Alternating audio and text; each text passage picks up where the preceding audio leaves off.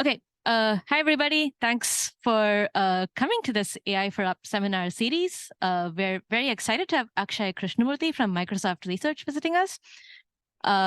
He completed his PhD in CMU. That's a while ago, and was at UMass Amherst. My bad. So I do this too much with people. And he spent a few years at UMass Amherst, and he's been a very successful researcher at Microsoft Research for a few years now. Akshay's interests are in interactive aspects of decision-making, contextual bandits, and reinforcement learning, and more recently, I think, many different aspects of ML theory. So take it away. Awesome. Thank you, Vidya. Thanks, everyone, for coming. Yeah, so this talk is going to be about learning hidden Markov models with conditional sampling. Actually, I won't define what a hidden Markov model is, and you don't need to know what it is for the talk. The talk is actually just going to be about like sequence modeling and how to think about some new ways to do sequence modeling. And this is based on joint work with Sham, Gaurav, and Cyril, and probably 90% of the work was done by Gaurav. So I can only answer superficial questions. Okay. Is this going to work? Okay. So I think evidently we are now quite interested in statistical modeling of sequences. So this is like the core technology that powers this whole generative AI revolution in natural language processing. So like all of these large language models are trained to generate sequences in this sort of like statistical framework. They're viewed as probability distributions over sequences. So this is like what's powering large language models. But we've been doing statistical modeling of sequences for many, many years. And we've been using these things in biology to model DNA and proteins. We've been using it in speech and audio to model these audio waveforms. And more recently, some of the same techniques that's being used in language modeling has been used in robotics and decision making. And probably this is like where I came from, like how I started thinking about these problems, but this is not really relevant for the talk. Okay, so this is great. Like statistical modeling of sequences is something that we really like to be doing. It seems to be advancing the field in some way. But I think it's also worth looking at like some things that are not going so well. So one aspect of this is the computational cost. So there's these papers that are publishing these things about like scaling laws for large language models. And one thing you can see here is actually like, okay, the claim from one of these papers is like, you need to scale the compute, the data set size, and the parameters at some like, you need to scale them all simultaneously to get better and better models. But actually the rates that you have to scale the compute is much higher than the rate you need to scale everything else. So like one of the quotes from this paper is that the data requirements should grow much more slowly than the compute. So there's like some computational bottleneck to training these things. And at the same time, even though we are training them at like a massive scale, these models continue to make basically elementary mistakes. So lots of people have noticed this, and this is something that like we have been playing around with the GPT models. Although they can do, addition of small numbers very easily, and certainly they've seen lots of addition examples in their training corpus, they actually don't learn the underlying mechanism for doing addition. They don't learn like the algorithm that you learn in first grade. So they make mistakes when you ask them to add very large numbers with lots of carrying bits. Okay, so there's these two observations here. One is that you need a massive amount of compute to train these sequence models. And even if you use a massive amount of compute, they continue to make routine mistakes.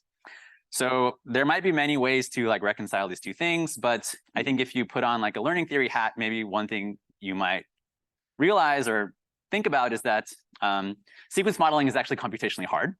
And especially when we want these models to be able to do sort of like algorithmic or combinatorial things like addition. So this is just true. It is, there are lots of, I'll explain a couple, but there's some like computational hardness results from learning theory community for these kinds of things. And I think one thing I want to think about is like, we obviously want to do this. It seems to be very cool. So maybe we should think about ways to circumvent these hardness results and maybe think about some algorithmic mechanism for doing that. Jake. Well, you said the word hard, computationally hard, and you used the word addition. And I'm just trying to understand, what context is addition computationally hard? We must have a... Addition is not computationally hard, I don't think. But I'll tell you something. I'll tell you some concrete things. Okay, I'm currently just pontificating. Is that okay? Okay. But okay, also, I think the talk should be kind of short. So if there are questions, that's great. Like, you know, we can go as people want to. Okay, so let me tell you 2 concrete computational hardness results to answer Jake's question. And these are sort of like, you can view them as barriers to sequence modeling. I'll sort of make that a little more precise as we go. So the first one is about learning parity with noise. And the second one is about learning deterministic finite automata. And I'm going to tell you about these in like a little bit of detail because I think they're kind of interesting. And they're kind of, although the hardness results are very classical, they're now like more modern interest in understanding how neural networks are doing these kinds of things in particular. So there's some, you know, you might find it interesting to think about these problems in the modern era also. Okay, so let's start with learning parity with noise. Okay, so here's this game. So I'm going to show you these examples where each row there's like 4 switches in some configuration, and the light is either on or off based on the configuration of the switches. And I'm going to ask you to make a guess like about what's happening in the last row. And you know, underneath the hood, there's some mechanism, like some rule determining this. And in this case, the rule is like whether the first switch and the fourth switch are the same or not. So over here, you know, the fourth and the switch, the first and the fourth are both on, so the light is off, and here they're different, and so on. So this is just learning a 2-sparse parity. And of course, this is a more general mathematical problem. So the idea is you have like n Boolean variables, and there's a planted subset of k of them. And you're going to get data like of this form. You're going to get labeled examples.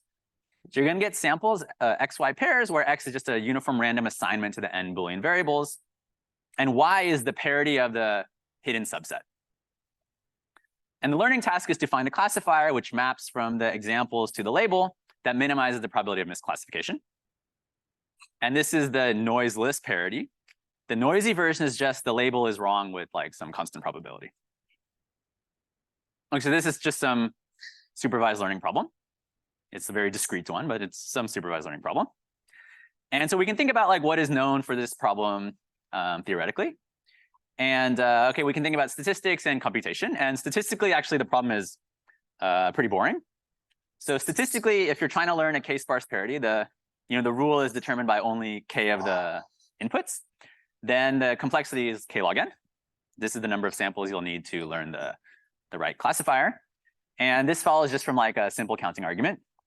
So you have n Boolean variables, and you're choosing k of them. So there's n choose k hypotheses. And it turns out that all the wrong ones have an error rate of 1/2, and this is because the parity functions are orthogonal under the uniform distribution. Something. So that's the statistical story here. This problem is like relatively easy if you're trying to learn a sparse parity. The computational story is much more interesting, I think. So the first thing is, if you don't have any noise, then you can solve this problem with polynomial time and polynomially many samples using like Gaussian elimination over mod 2 over the finite field F2. And this is just because parities happen to be linear in this field. If you have noise, it doesn't seem like Gaussian elimination works. Gaussian elimination is somehow rather brittle. So the most obvious thing you can do is try all the n choose k hypotheses, but this is going to take n to the k time.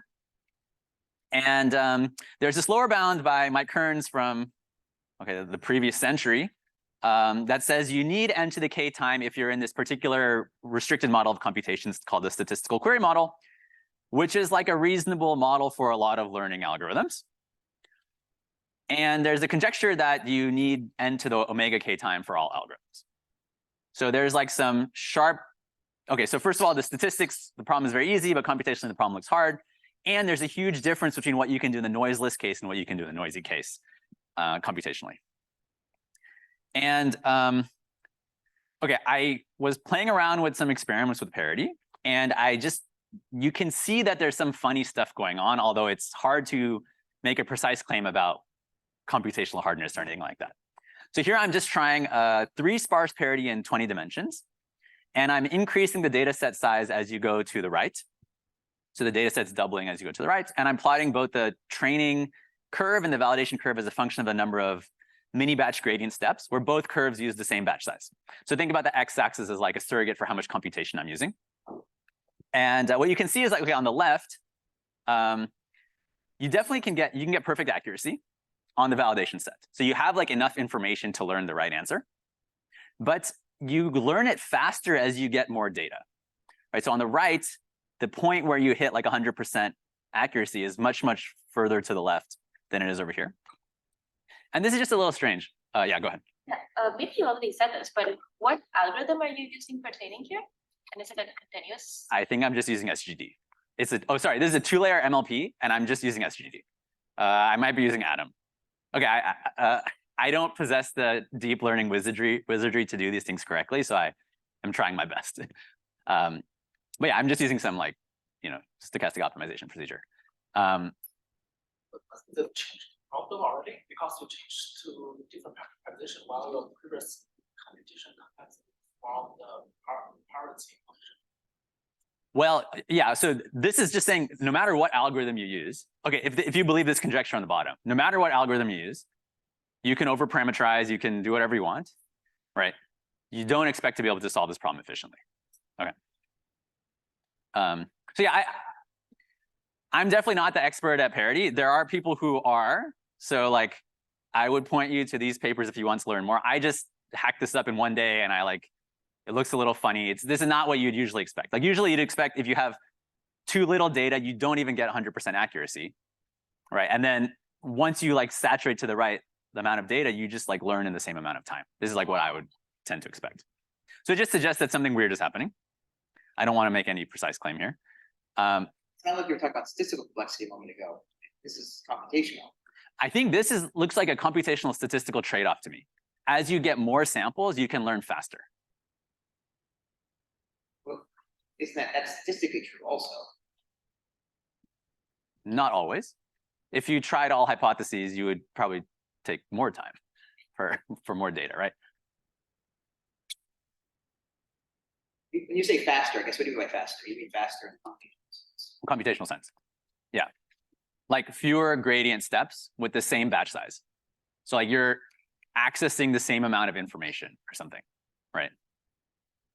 I guess it's I mean, if you were doing full gradient descent, then you'd be accessing all the data. Then you'd be accessing more information. Yeah. Somehow it's important in this slide that you're doing an SGD type of thing. Sure. Yes. Yeah. So here I'm doing, yeah, like it's quite a small batch size. And so I'm like indeed, I think the x-axis is a fair measure of computation because it's like a stochastic gradient descent. But it's a good point. Yeah. So actually what I wanted to do was just copy a plot from this paper because this is by my colleague. But I didn't find I just figured I would just do it myself. But you should read these papers if you want to learn more about parity and don't trust my experiment. Okay, let me just tell you one more experiment, although I'm telling you not to trust them. The problem gets much harder as k increases, which I think on one hand is intuitive, but if you think about Gaussian elimination, it's actually not sensitive to the sparsity at all. It just takes poly-n time and uses poly-n samples. So it kind of, maybe neural networks are doing something different. Okay, that's all I want to say about the experiments here. I do want to think about maybe some other way to learn sparse parities if you believe that something funny is happening empirically and you believe the hardness results. So if you were in a room with these 4 switches in a light bulb, and I ask you, can you figure out the mechanism for learning how to turn the light on? I think probably what you would do is you would look at the 4 switches and you would just switch one and see what happened, and then switch it back, and then switch another one and see what happened, and so on. Okay, this is algorithm. It works. It's very easy to analyze. So you pick an arbitrary set of switches, X, you get the label, and then you query for the label on these examples where you just flip 1 bit. And you get the labels for these flipped ones. And from here, you can just read off the parity. And this algorithm works. It takes order n queries and order n time. It works with any, you can make it robust to noise very easily. It works for any sparsity. It's just interactive. You have to interact with a mechanism and select the examples you want the labels for. Okay, so maybe one punchline here is interactive learning can bypass computational hardness in some very trivial way. Okay, that's vignette 1. Okay, vignette 2 is a very similar story. It's just a different problem. So these are deterministic finite automata. So here's another game. I'm going to show you these sequences of left-right instructions. And behind the scenes, there's some agent navigating in some map. but you don't know what the map is and you don't know where the agent starts. And I'm going to tell you at the end whether the agent got to the goal or not. Okay. And I show you a couple of these examples of these like trajectories. And then I'm going to ask you to make predictions on another one. So kind of I'm asking you, can you decode what the map is and where the agent starts and where the goal is? But really, this is the learning problem. And so like in this example, there's this simple map. There's like a 3-state chain. The agent starts on the left and goes to the right. And this is the game. And this, you can imagine it's kind of a hard problem because you have to like infer this structure from just these observations. And this is obviously a special case of a more general problem, which is that of learning deterministic finite automata. So the situation is you have this like finite state space Q. This is like the positions the agent can be in. They start in some state Q0 and they're trying to get to some goal Q star. You have a set of input instructions or directions. This is the alphabet. And there's the transition operator, which maps from the current state and the current instruction to the next state. And the learning problem is there's some unknown DFA with n states. You're going to get examples where it's like a sequence of instructions of length t generated uniformly and randomly. And then the label is just where does the agent end up when following these instructions from the starting state. And again, you're going to try to learn a classifier that can guess whether the agent ended up in the goal or not on any input sequence. Okay, so this is actually a much richer set of problems. It's like every different state space, alphabet, and t is a different problem. So it's much richer than just parity. And so here's like a bunch of examples that you can write down. They're all like kind of simple DFAs. And again, the statistical and computational story is kind of similar. So the statistical complexity is also like kind of boring. You can just do a counting argument to say that like this is the number of possible DFAs on Q states with this input alphabet. And so you can just do like a uniform convergence argument to get an epsilon approximation using the log of this number samples. But computationally, Kearns and Valiant, again, in the previous century, proved that DFAs are not efficiently learnable under this cryptographic conjecture called the discrete cube root hypothesis. And I guess before that, also in the last century, Dana Angluin had this sort of breakthrough result in learning theory where she showed that all DFAs are efficiently learnable in some interactive model where you can make these membership and equivalence queries to the underlying mechanism. And I'm going to show you like a generalization of this algorithm, so I'm not going to tell you what these query models are. But again, the upshot here is that interactive learning can bypass computational hardness for DFAs. Yeah. I'm not sure I understand the distinction between statistical complexity and computational complexity. It feels like one of them is telling me the problem is easy. The other one is telling me the same problem is actually hard. Yes, that's true. Okay, so I have a hard time with this. So statistical complexity is about how many samples do you need to learn the right answer. Okay. But it doesn't tell you how much running time you need to learn the right answer. So this algorithm would literally be to enumerate all of this exponentially many DFAs and see which one is getting the answers correct on your training data. And that's the running time is going to be exponential in the number of states. Right? So there can be some separation here. Usually the statistical part is like, okay, if your problem is computationally easy, it has to also be statistically easy. But the other is not true. Make sense? Okay. Any other questions? Okay. I also ran some experiments with DFAs. I maybe will not tell you too much about them. I will just say people are studying this, including like our group, because it's very natural. DFAs are like a way to like think about what algorithms might be doing. They're like adjusting some state as you see more information. And so it's very natural to study these things. You can run experiments with RNNs. You see some weird stuff. And okay, I'll just move on. Okay, so all of this is a way of background of saying that like we definitely want to be doing statistical sequence modeling, but it is hard for these, it's computationally hard, especially for these algorithmic problems that now we're kind of expecting large language models to be able to solve. And we saw like one way that maybe we can circumvent this computational hardness that seems to be working in some theoretical setups. So, we can use interactive learning to avoid these computational barriers. But the two things I talked about, especially the parity one, they're very specific to the problem structures here. So towards understanding more if interactive learning is a useful thing to think about more broadly, the first thing we might need is like a better model for thinking about this question. So is there a more general statistical model for studying this question? Okay, now I'm going to get to like the meat of the talk, I guess. Are there any questions at this point? Everyone is on board with like motivation setup. Okay. Okay, so we're going to study these things called low rank distributions. They're probability distributions over sequences of length t from some finite observation space O. So you can think about them like binary, but it could be words or whatever. And these are it's a probability distribution. And okay, so what can you do with these things? So I'm going to look at the okay, I can look at I should explain this first. I'm going to think about this as a sequence. And so I'm going to index things like histories and futures. So like the first few indices of random variables will be like things in the past, and the later indices of random variables will be things in the future. And in this way, it will be like a sequence model. So like when I write something like this is like, these are the assignment to the first t random variables, and what's in the dots is the assignment to the remaining capital T minus t random variables. And I'll usually call things to the left, to the right of the conditional operator like a history, and things to the left like a future. So this is like in line with this temporal view of these things as sequence models.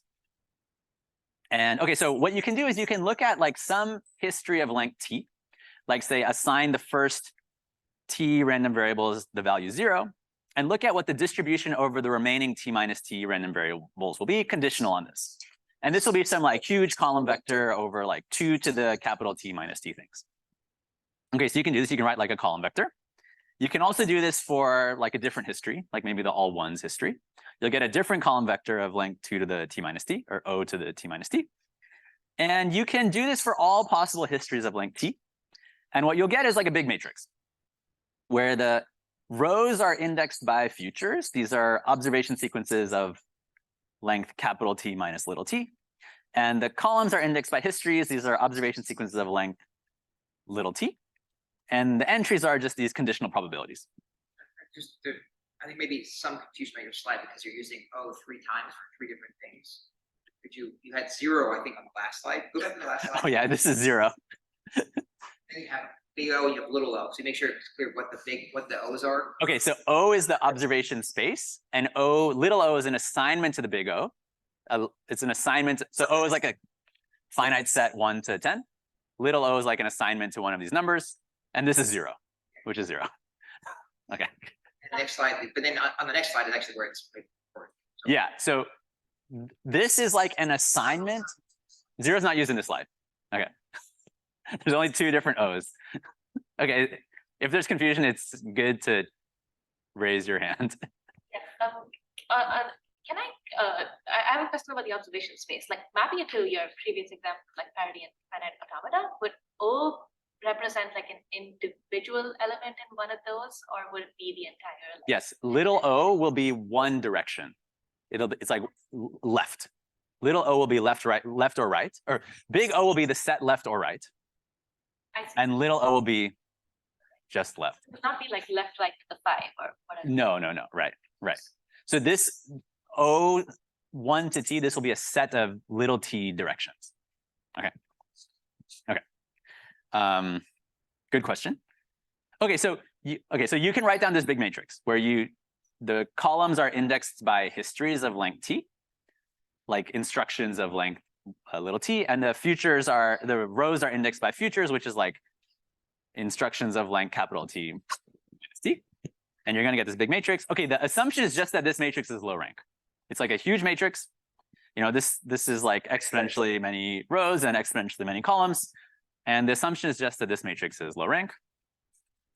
Okay, actually the assumption is that, you know, you have a different one of these matrices for each choice little t.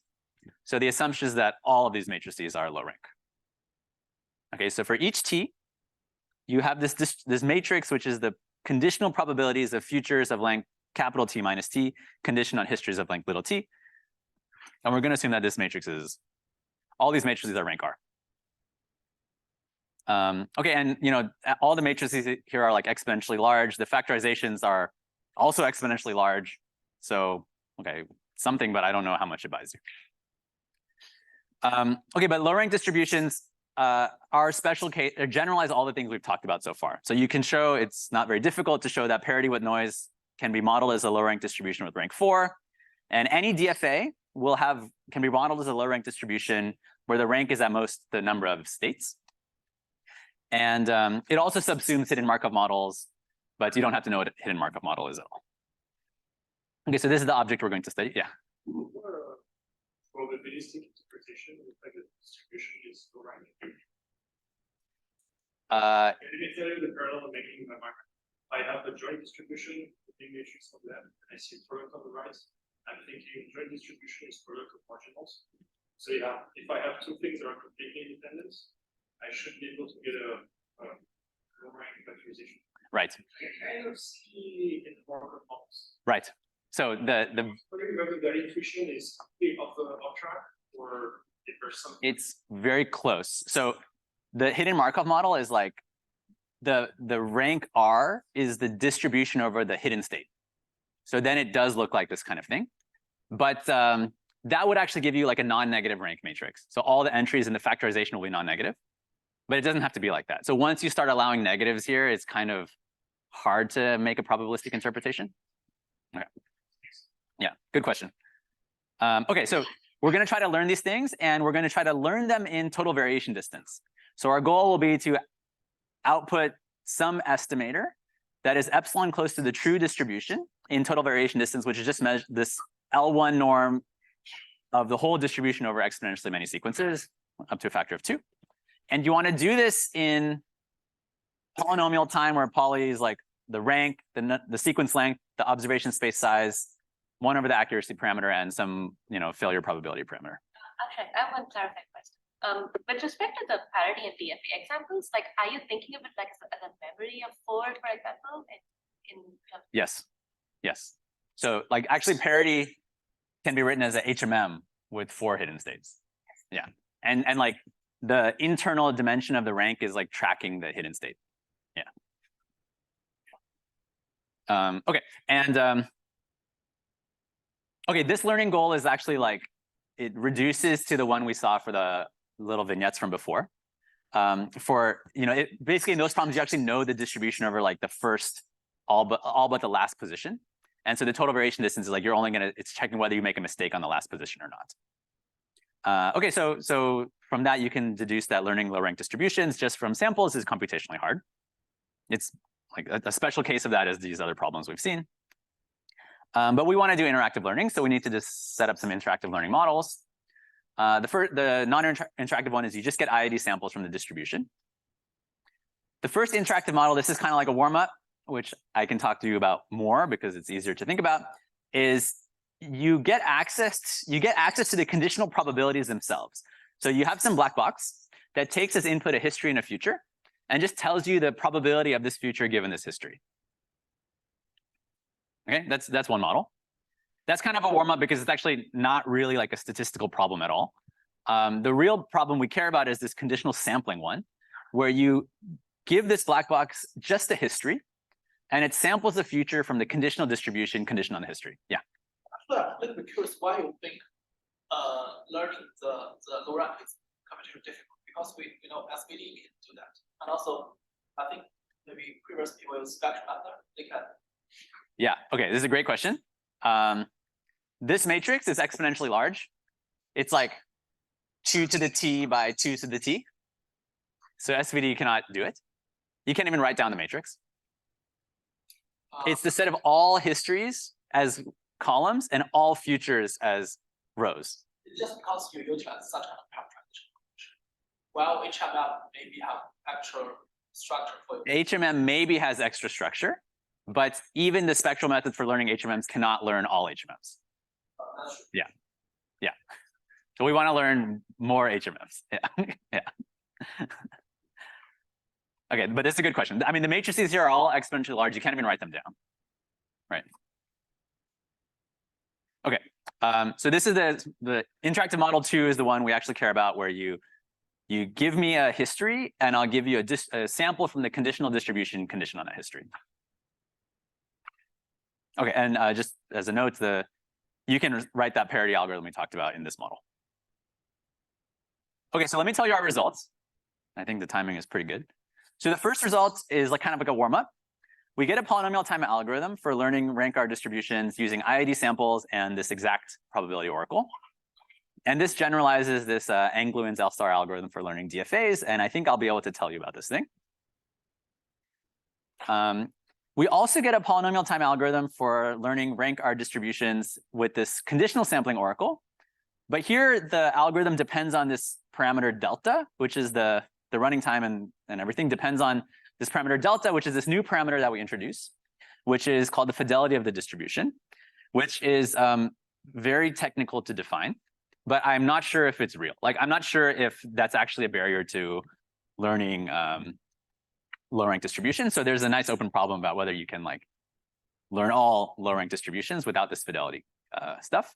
But some of the problems we've seen so far, like parity, actually has large fidelity. So this theorem works out fine. And a lot of the prior results for learning HMMs, like these spectral learning methods, you can show that whenever those work, the fidelity is also large.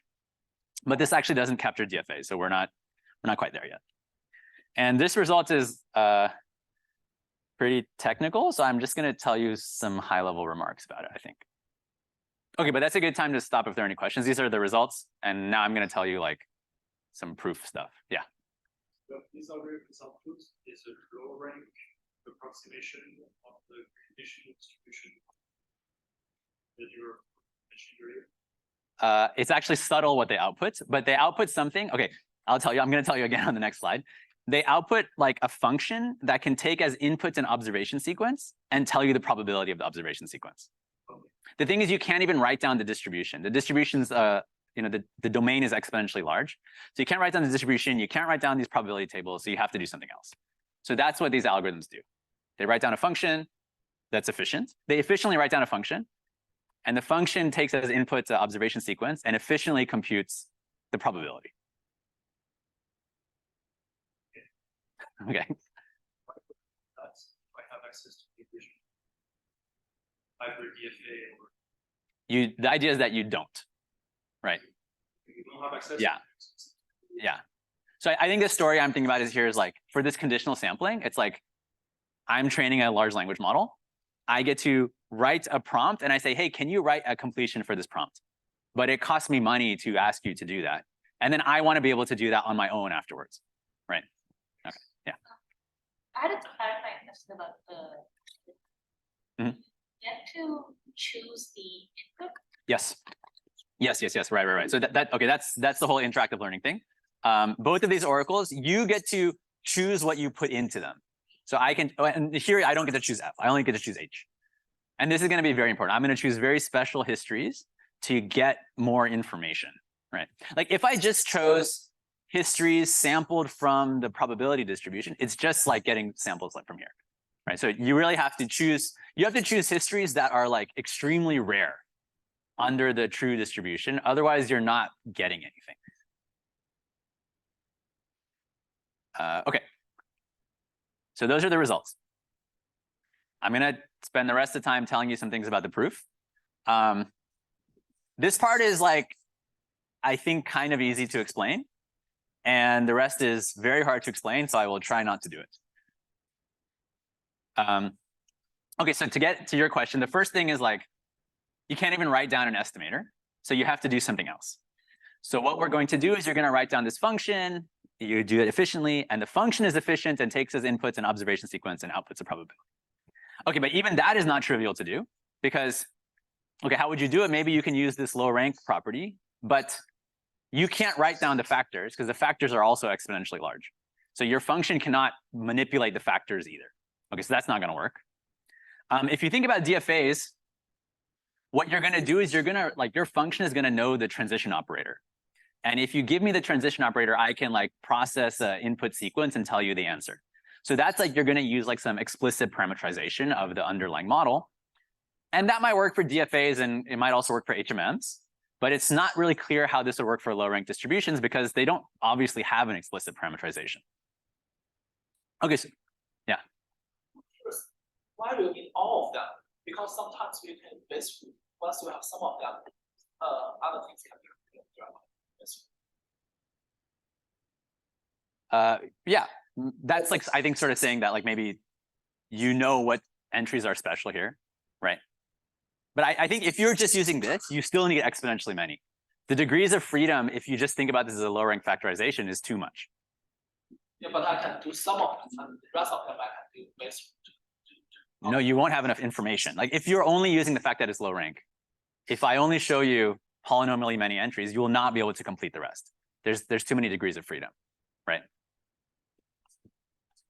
But okay, but anyway, this is a solvable problem.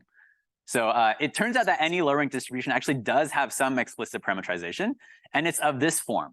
So there are these matrices, one for each observation and one for each time step t. They're all of size at most r by r. And they're such that for any sequence of observations, the probability of that sequence is just the specific matrix product of these matrices. Okay, yeah. I actually have a follow-up question from that. Can you change t? Like if I do it sequentially, like Yes. t to t plus 1 and t to t plus 2, then Yes. my output space is actually small. Yes. And then I already have a low rank. Yes. You can do it. That's how you do this proof. Yeah. I mean, that's part of it. Yeah. Yeah. That's part of it. So yeah, so like the matrices all have different shape, right? And you're going to use this in some crucial way. Okay, but this is this, okay, this, I think maybe some of you didn't find it surprising. I found it a bit surprising. This is actually also an old result. So far I've only told you very old things. This is a result by Jaeger from 2000, where he defines this model called the observable operator model. And it's actually defined this way, but it turns out to be equivalent to low rank distributions. Okay, so I want to show you this proof because it's very cool, I think. And we're going to use multiple matrices at different times. Okay, so the idea is we're going to start with one of these matrices, which is the probabilities of futures at time t given histories at time t. And this matrix is low rank. So that means that there's like a set of at most r columns that span the whole space. So there's like a basis of r histories. I'm going to call them BT. And these can linearly represent all of the other columns. So for example, like let's say BT is the stuff all the way on the right. It's this block. And I have some other history. It means there's some coefficients beta of h for which I can write this column, the h column, as a linear combination of the BT block. Right? This is just like what it means to be span the column space. Okay, that's great. Okay, so the key idea is that actually the basis submatrices, which I'll explain, they're going to appear in the matrix the next time up to some rescaling. So let's look at this blue block. I'm going to break it up into two blocks. So, you know, each row is indexed by some future, and like half of the rows will be indexed by the future where the first thing in the future is 01. And the other half of the rows will be indexed by a future where the first thing is like 02. So let's separate those sets of blocks. And you see, like, if I just moved 01 from the future to the history, this is now going to be a history of length t plus 1 and a future of length capital T minus t plus 1. So this block is going to actually appear in the next matrix, as long as I just move the history, move this O from the future to the history, which you can just do by like some, you know, multiplying by something. Okay, so up to some diagonal transformation, these two blocks are basically the same. That's great. Okay, but now I have this matrix at time t plus 1 also has a spanning set of columns. Let's call that BT plus 1. And I can use that guy to write the blue block as a linear combination of the spanning sets. Okay, so what this means is I can actually write this blue block as a linear combination of this gray block. And I can write this orange block as a linear combination of this gray block. Right? I'm going to show you the equations for that. So this is just to say that the blue block appears in two matrices. And this next equation is to say that I'm writing the blue block in the matrix at time t plus 1 as a function of the basis at time t plus 1. Okay, so let's call this part the operator, AOT. And the key idea is that if you just multiply all these operators, you'll actually get everything out. So if you know these A's, you can just inductively compute the basis by just multiplying them together. So that you sort of like form this tree. So when you have a future of length 0, you just output 1. And then if you multiply by the operator at time t minus 1, you're going to bring an observation into the front, right? So that's what's happening here, right? Like here, there's kind of like there's t plus 1 length in the history. And here there's only t in the history and one observation has popped out to the front, right? So now when I multiply, I'm going to pop one observation out to the front. And if I multiply by the other guy, I'm popping a different observation out to the front. And I just keep doing this, and I pop all the observations out to the front, and I get the whole sequence probabilities. Okay, so that's the whole proof. Okay, that's the proof of this proposition. And okay, I think this is also very cool. So actually, what I showed you in the previous slide is that these operators are the solutions to these linear systems. So somehow, basically, all you have to do to solve these problems is just solve a bunch of linear systems. The issue is you have to like find the bases and stuff like that. There's another viewpoint, which is, you have these coefficients for representing histories as a linear combination of the bases. The operators can also be seen as like describing a nonlinear evolution of the coefficients. And we actually use this in the proof of our second theorem, but I probably won't be able to tell you anything about it. Okay, so upshot, low rank distributions have a compact representation. These can be found by just doing like a linear system solve if you knew the bases in advance. So the hard part is like you have to find these bases. Okay, people are with me? People think this proof is cool? It's not really my proof, so you can say it. It's not like flattering me or anything. Yeah. I did see it. Oh, I can't click on it. Shubhada, do you know what the chat is? Okay, it's okay. Okay.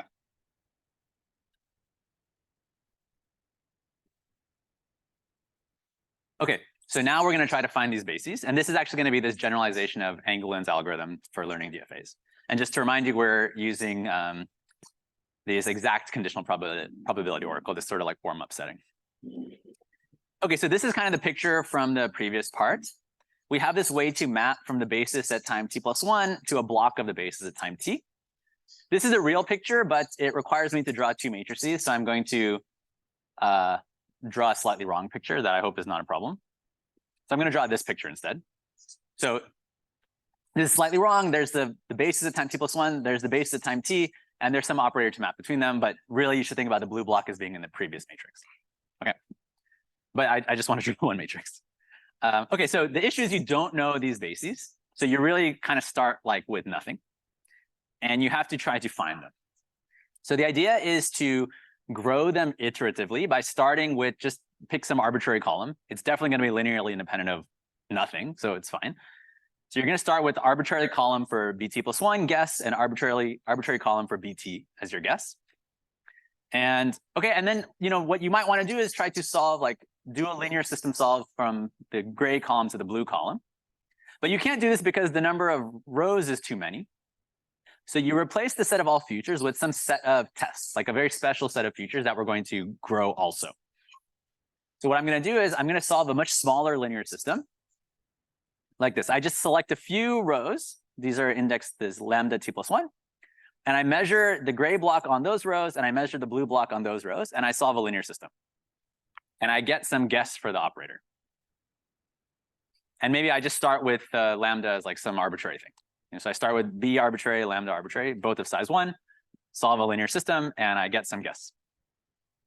Okay, so if this matrix is like rank R, or if this matrix is the rank of the whole thing, then I'm actually going to get the operator exactly correctly, because there's no noise in my system or anything like that. I'm getting exact measurements of both of these things.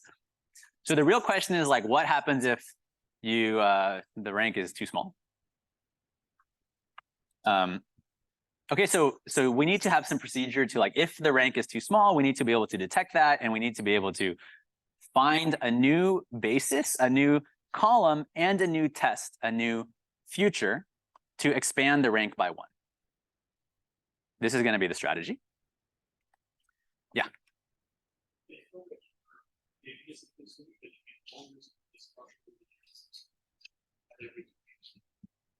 Yeah, so I'm going to make sure that B is always small. It's always going to be of rank at most R. And lambda is always going to be, lambda and B are going to be the same size. Such a with the increase is actually a high probability that everything you select is. Is that great? The algorithm? Are you worried about numerical instability, or if you see that this matrix is all 0, or so here, for instance, you selected one column. Yeah. If that column is 0, then I think it's reasonable to put 0 as A. That's okay. I think it's okay. Yeah. we certainly are not going to address numerical instability. So we're going to assume whatever system you have, you can find a solution. It could be underdetermined. That's okay. Yeah. Does that answer your question? Okay. Okay, so here's the strategy for finding a new, you have to find one more row and one more column. So you're just going to sample sequences from the distribution, just from the marginal, full sequences. And you're going to check if your model, so your model is now, you have these A hat operators for every time and every observation. So you can make a guess for the probabilities of every sequence. And your guesses might be right, they might be wrong. So you check if your models are correct on the sequences generated from your thing, followed by your tests. You do this for all t. And the first claim is that if your model actually agrees on a large number of these sequences, like 1/epsilon² such sequences, you're actually done.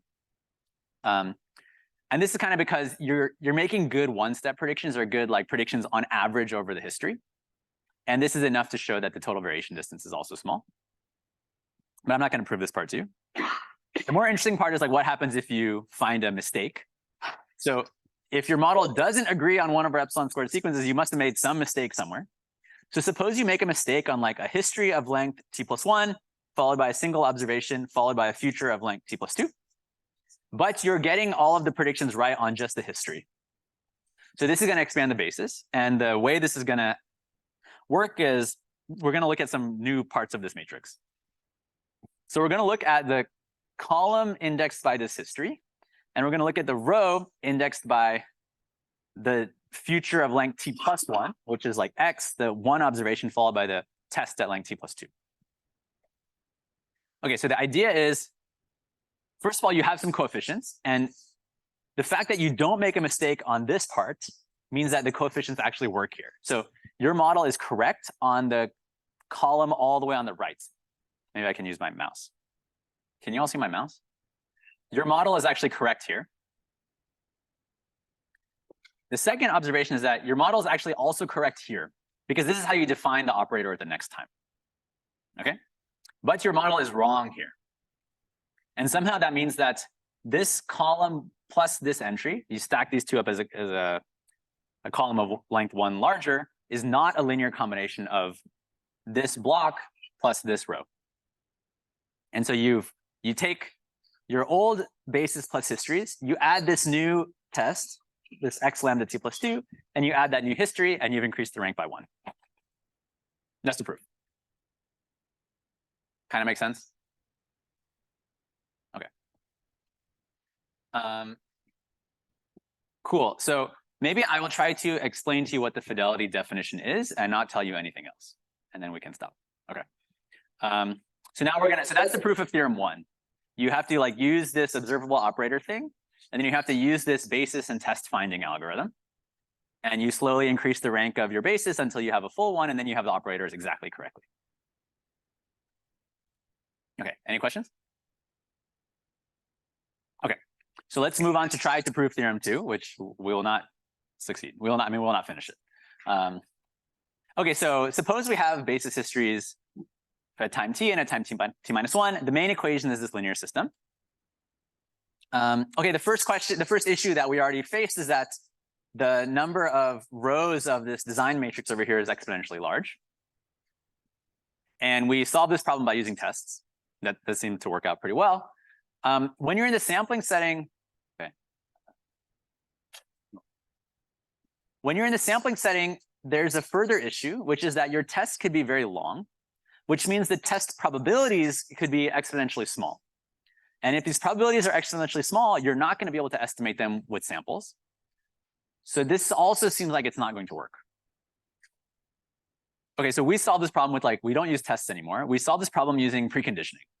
So basically we take the system and we hit it on the left and the right with some other matrix. And that matrix is going to make everything much, much better. And this matrix is kind of hard to define. So there's some diagonal thing here, and then the original matrix transpose. It's kind of like some weighted covariance type thing. And I guess the first point is this matrix is now small in size, but also all the entries are much better and much easier to estimate. Okay, so this is how we're going to solve this problem. We're going to do preconditioning. And okay, let me just tell you this part. when you do this preconditioning, although it's not exactly straightforward, you can estimate every entry of these matrices to additive accuracy. Okay, so if you can estimate every entry, you can get like a Frobenius norm guarantee or some other like matrix norm guarantee. So you can learn like the design matrix in some norm up to some polynomial accuracy. But it seems like it's not enough because you actually need to invert this guy to solve the linear system, which means you care about not just getting entries correctly, but you care about the spectrum. And these matrices could maybe have very, very small singular values. So you're not going to be able to learn the operator in every direction if you're in this case. This preconditioning that we do, which is kind of hard to understand, it actually helps. Like it amplifies a lot of singular values, like in parity. But there are some low rank distributions where this preconditioner does not seem to amplify all the singular values. Yeah. Is there a relationship between the preconditioner and some sort of importance of it? Yeah, that's how you estimate it. That's right. That's how we design the preconditioner.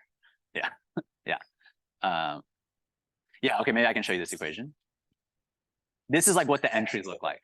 So you like sample from some distribution over futures and you like reweight things accordingly. Yeah. Okay, so preconditioning seems to help in some cases, but it doesn't seem to always help. And this fidelity assumption is kind of saying preconditioning, it's like restricting to the settings where preconditioning helps. So the fidelity is something like there's some basis for which something like the preconditioned matrix that we're using has good singular values, has all singular values to be good. Okay, and it's some definition. I mean, this is something that doesn't have to do with our algorithm. It's like there exists some basis, it should have a small size. And this is sort of like some weighted covariance type object. And it implies that there exists a basis for which all the singular values are large, which means you can actually learn the operator A in the L2 norm. Okay, so let me just tell you some high-level remarks about this. So this is the main equation that we want to solve. We've been trying to solve this for 10 slides now. And we don't really have any other structure. I just really don't know what else you can do in this problem. So you basically need to solve this. Okay.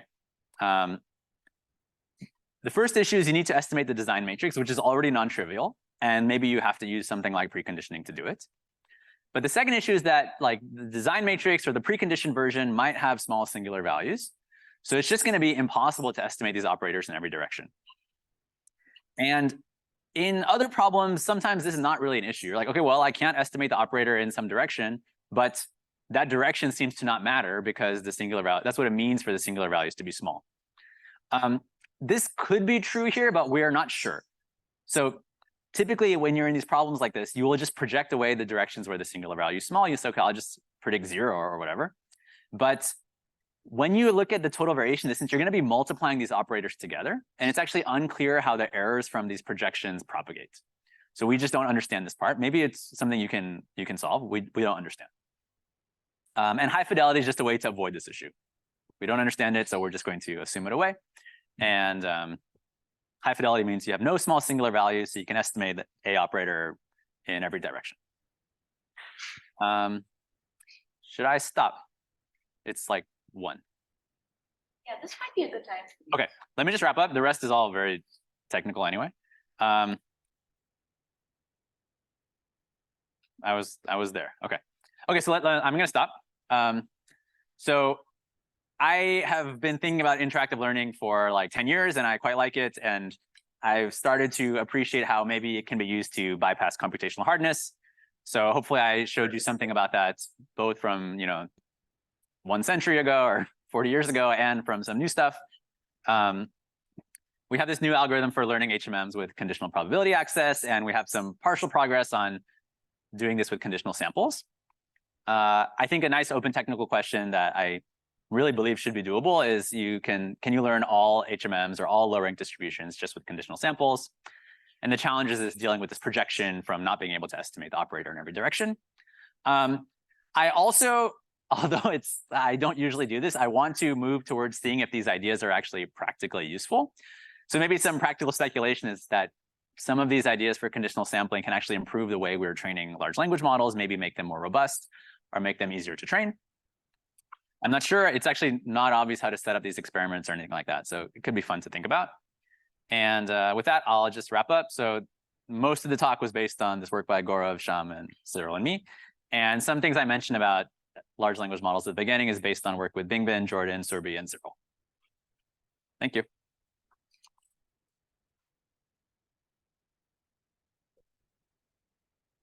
Thanks, Akshay, for the great talk. Any last questions from the audience?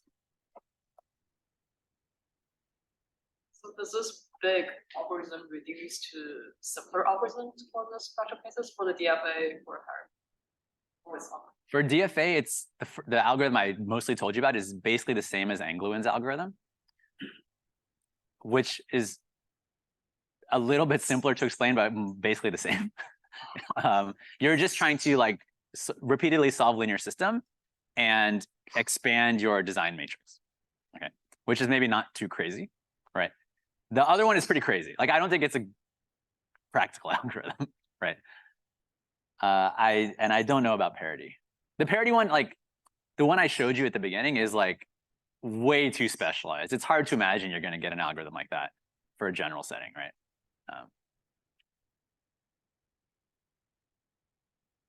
Yeah, I mean, trying to simplify stuff would also be great. I mean, that's part of like doing this. You certainly cannot run these things in, yeah.